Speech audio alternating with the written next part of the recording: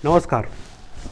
आज जिस विषय पर हम लोग यहाँ बात करेंगे, यह विषय बहुत ही व्यवहारिक और हमारे युवाओं के लिए काफ़ी लाभदायक साबित होगी। अक्सर मेरे युवा मित्र मुझसे पूछते हैं कि क्या पढ़ाई के दौरान प्यार करना चाहिए या कैरियर और प्यार में किसका चुनाव करें। कुल मिलाकर कहने का यह स्थिति है कि जब पढ़ाई करते करते प्यार हो जाए या आकर्षण जाग जाए तो किस रास्ते आगे बढ़ना चाहिए, या वैसी स्थिति में हमें कौन सा निर्णय लेना चाहिए। और मैं यहाँ पे साफ कर दूँ, यह प्यार किसी को भी जाग सकता है। इसमें कोई छात्रा भी हो सकती है, कोई छात्र भी हो सकता है। ऐसा नहीं है कि केवल छात्र ही अपने कैरियर के प्रति सीरियस होते हैं या संजीदा होते हैं, बल्कि विगत वर्षों में यह देखा गया है कि कई सारे प्रोफेशन में, कई सारे एग्ज़ाम में छात्राओं ने उत्कृष्ट प्रदर्शन किया है। इसलिए कहने का आशय यह है कि इसमें छात्राएं भी हो सकती है और दोनों के सामने यह धर्म संकट की स्थिति आ सकती है कि कैरियर या प्यार। अगर शुरुआत में ही मैं अपना निर्णय दे दूं तो शायद यह सही नहीं होगा। इसलिए मैं थोड़ा इतिहास से बात करना चाहूँगा, जिसमें पूरे उम्र को 4 भागों में बांटा गया था, जिसमें बाल अवस्था था, विद्यार्थी जीवन था, गृहस्थ आश्रम था और जो अंतिम वर्ष था वो संन्यास आश्रम था। यानी अगर हम पूरे उम्र को 100 साल ले लें तो 25-25 साल का ये बंटवारा हुआ था। और उसमें जो विद्यार्थी आश्रम था, जिसमें जो बच्चे होते थे वह जंगलों में जाकर ऋषि मुनियों के सानिध्य में रहकर पढ़ाई करते थे और वहाँ पर बहुत ही कठोर डिसिप्लिन में वो रहते थे, बहुत ही कठोर नियम कानून से वो बंधे होते थे, जिसमें शादी, विवाह, प्यार, मोहब्बत इन सब की बिल्कुल इजाज़त नहीं होती थी। कुल मिलाकर यह कहने का आशय था कि पढ़ाई करते समय उन्हें भटकाव वाले तमाम वह स्थिति जिससे भटकाव मिल जाए या जो लक्ष्य लेकर आ पाए हैं वह लक्ष्य ना पूरा हो, उससे बचा जाता था या बचाया जाता था। जैसे ही वो विद्यार्थी आश्रम खत्म होता था, उसके बाद जो गृहस्थ आश्रम होता था उसमें सबसे पहले शादी होती थी, उसके बाद गृहस्थ जीवन व्यक्ति व्यतीत करता था। उस परंपरा में अपनी कुछ खूबियां थी उसकी, पर वह बहुत पुरानी बात है। लेकिन हमारे लिए एक उदाहरण के तौर पर यह स्थिति सामने आई है या वह वाकया है हमारे इतिहास में। अगर वर्तमान की बात करें तो छात्र जीवन होता क्या है, पहले इसे समझ लें हम लोग थोड़ा।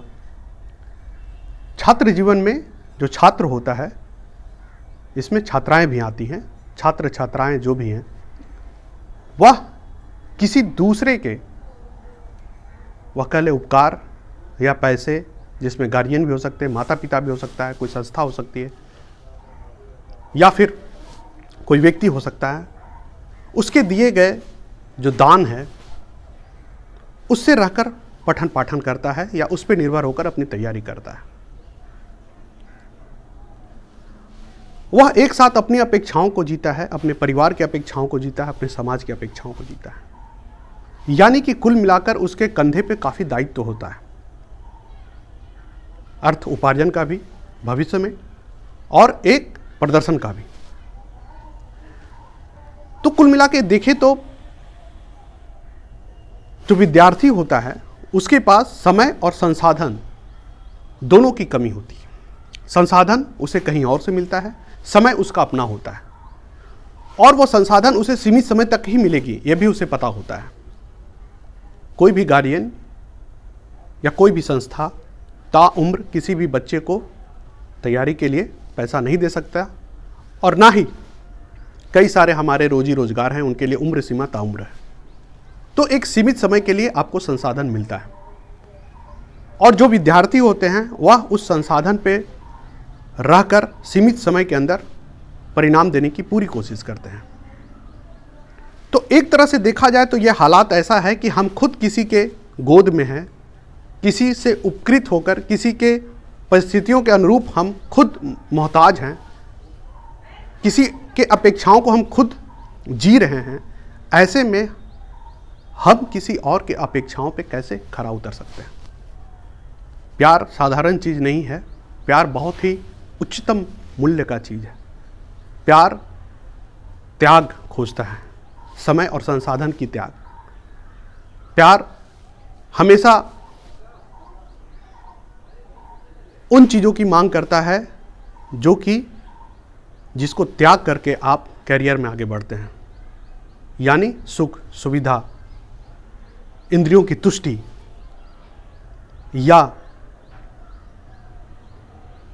एक दूसरे के प्रति जो समय देना है, या एक दूसरे के भाव को समझना है, उसे मूल्यवान समझना है, या उस सामने वाले को हमेशा ध्यान में रखना है या उसको ध्यान देना है।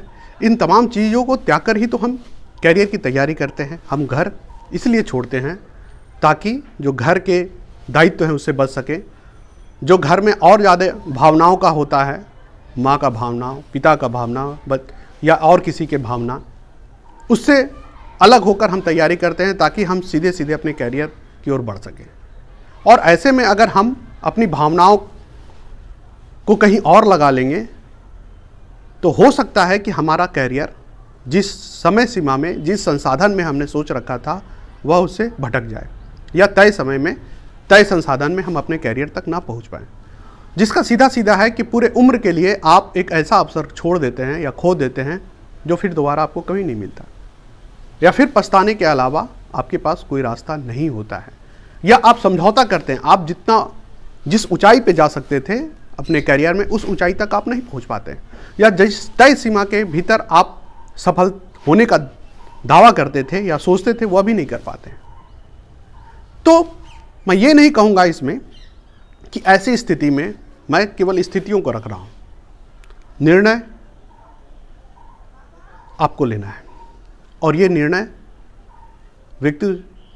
एक व्यक्ति से दूसरे व्यक्ति तक अलग हो जाता है या अलग अलग हो सकता है।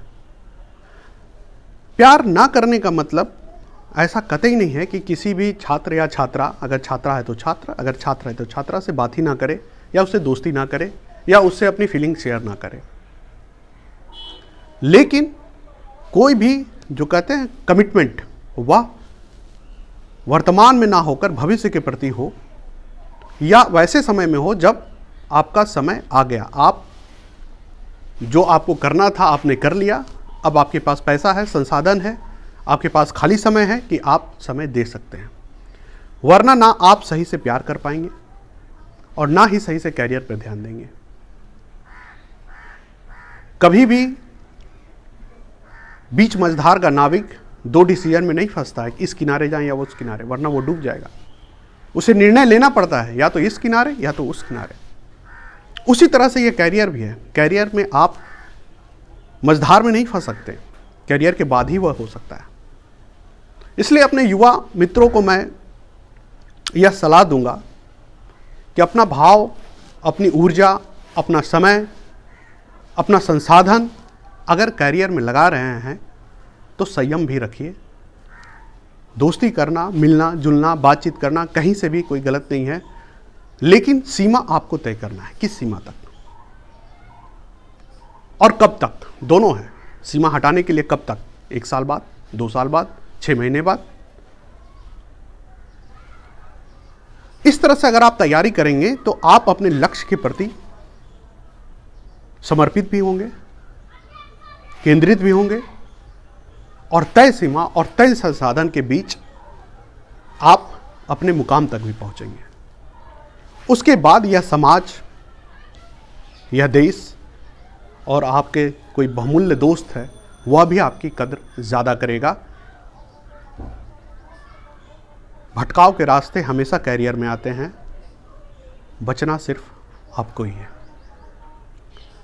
और प्यार बहुत ऊंची चीज़ है। ये जल्दीबाजी में निपटाने की कला नहीं है कि निपटा दिए या किसी तरह कर लिए, बाद में देखा जाएगा, ऐसा नहीं होता। आर्थिक, सामाजिक परिस्थिति सबसे मजबूत होकर ही आदमी एक निर्णय लेता है तब वह निर्णय तर्क संगत होता है, व्यवहारगत होता है और वह दुख का आधार नहीं बनता है, सबसे बड़ी बात।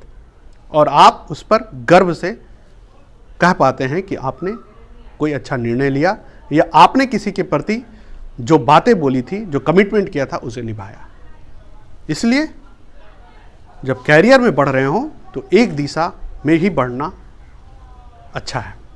ऐसे भी हरिवंश जी ने एक लाइन बहुत अच्छा लिखा है, राह पकड़कर एक चला चल, मिल जाएगा मधुशाला।